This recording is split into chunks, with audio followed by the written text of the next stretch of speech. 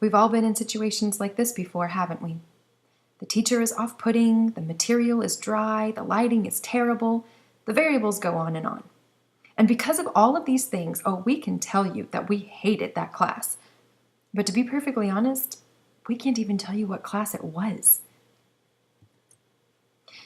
But it doesn't have to be this way. Now that we, the students, are the teachers, don't you want to change all this? Don't you hope that your classroom can be different? Well, what if I told you it doesn't have to be a snooze fest? What if I told you that creating an atmosphere that's inviting and engaging and successful is possible? And what if I told you that it's not actually as hard as you might think? My name is Beth DeFazio, and I want to share with you today about the invaluable teacher toolbox that is nonverbal immediacy behavior. Researchers Chesbrough and McCroskey define immediacy as the degree of perceived physical or psychological closeness between people. And the studies that they and their colleagues have performed show that immediacy behaviors enacted by teachers provide positive affect within the students, not only for the subject, but also for the teacher. They've produced increased cognitive learning in the students, as well as more positive feedback on teacher evaluations. Now, there are 10 different ways that teachers can offer these nonverbal immediacy behaviors. There's things like appearance, general dress, well-keeping, grooming, those things. Gestures and movement can also either produce feelings of receptiveness or being closed off. Facial expressions can put off positivity or a negative vibe. Eye contact and eye movement show either interest or disinterest or a variety of other things. Vocal behavior, such as pitch, volume, and rate of speed, can create an environment that feels warm and comfortable, or it can create one of stress and anxiety. The use of space can communicate whether or not you, as the teacher, are an approachable person. Appropriate touch is a great way to encourage a student or even reprimand them without uttering a word. A warm, inviting environment can do wonders in raising learning outcomes. A teacher's scent can create liking or dread.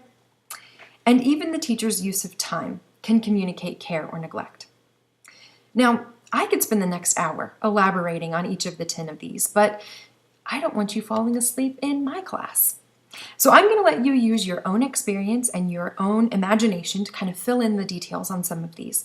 But I'm going to use the time that I have remaining to focus in on 3 of these behaviors specifically. So let's talk some more about appearance, environment, and time. Now, I hope that when it comes to appearance, I can assume that we're all on the same page with good hygiene and grooming. So I'm going to get right to the subject of dress.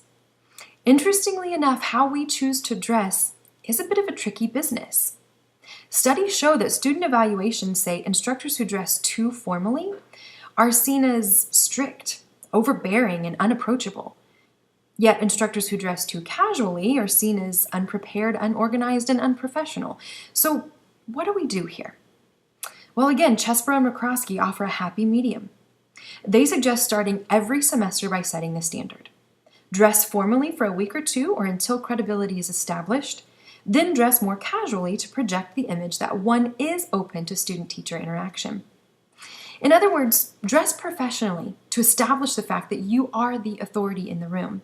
And when your students have a healthy respect for you as their leader, then you can dial it back a bit and dress more business casual in order to maintain that approachability factor. Now, environment is a unique piece in immediacy because it's not something internal, but rather external that affects student perception. We've all been in those classrooms that were poorly lit, painted a dingy color, maybe they hadn't been deep cleaned in a while, they were too hot, too cold, the chairs were uncomfortable, the seating arrangement was terrible. And you know what this does? It just makes students want to quit before they even begin. And probably the most unfortunate problem with stark and dingy classrooms is that they not only communicate that the subject is boring, but also the teacher. Chesbrough and McCroskey note that many students have revealed ugly environments produce hostile communication between participants. That is definitely not what we want in our classrooms.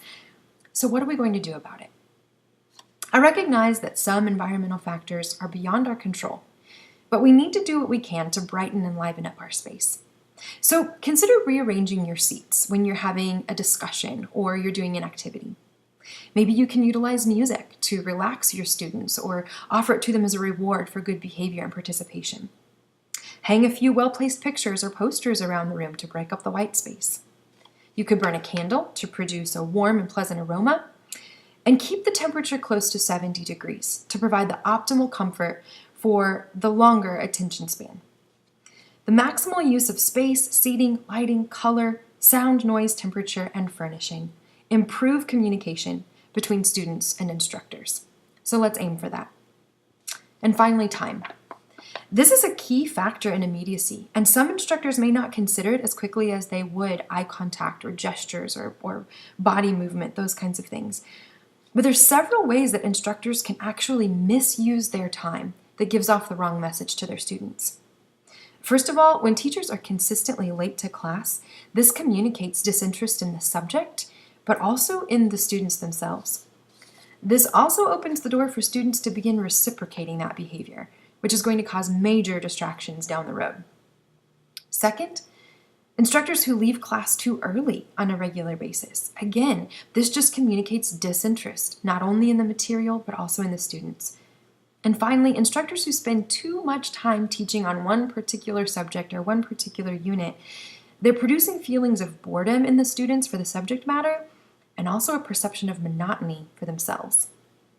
So instead, instructors who arrive on time or even early to class, they're providing for themselves the opportunity to interact with and have interpersonal conversations with students who might not otherwise speak up during a regular class period.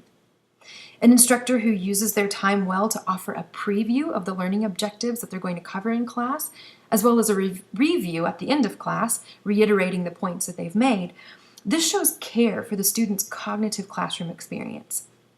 Similarly, instructors should be mindful of the 20-minute rule.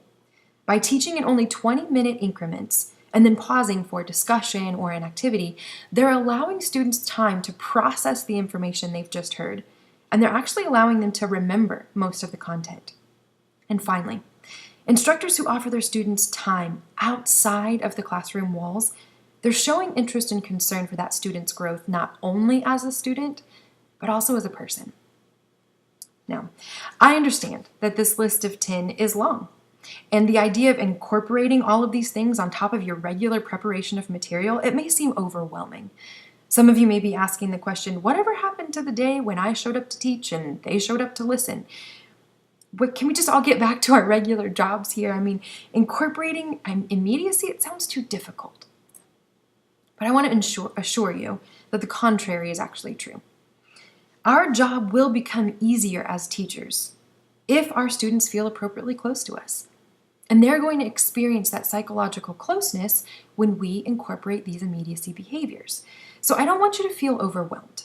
Please know that I am not suggesting you go into your class tomorrow and try to incorporate all 10 of these behaviors. Instead, I encourage you to choose a few. Find the ones that seem most natural to you, that make you feel the most comfortable, and start with those. Over time, you can incorporate more as you go along. But as LeVar Burton used to say, you don't have to take my word for it. The results and the rewards speak for themselves. When immediacy is practiced in the classroom, you are going to see things like an increased liking, affect, and affiliation toward both the subject matter and you as a teacher.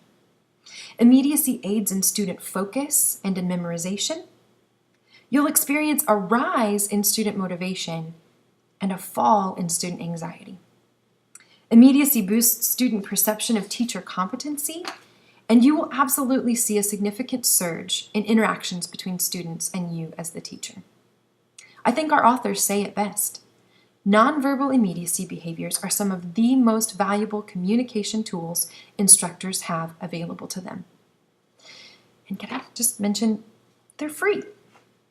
So I encourage you to begin incorporating these behaviors soon, now, today. As you present yourself in an open and engaging way to your students, you will be able to watch your classroom transform before your very eyes. The closer your students feel to you as a person, the more that they're going to have regard for the class as a whole. And when your students' regard and efforts rise, your excitement to teach is going to rise as well, and this cycle is only going to continue. So I hope that you found this information encouraging. and I wish you the very best as you work to create a successful learning environment, not only for your students, but also for yourself. Thank you.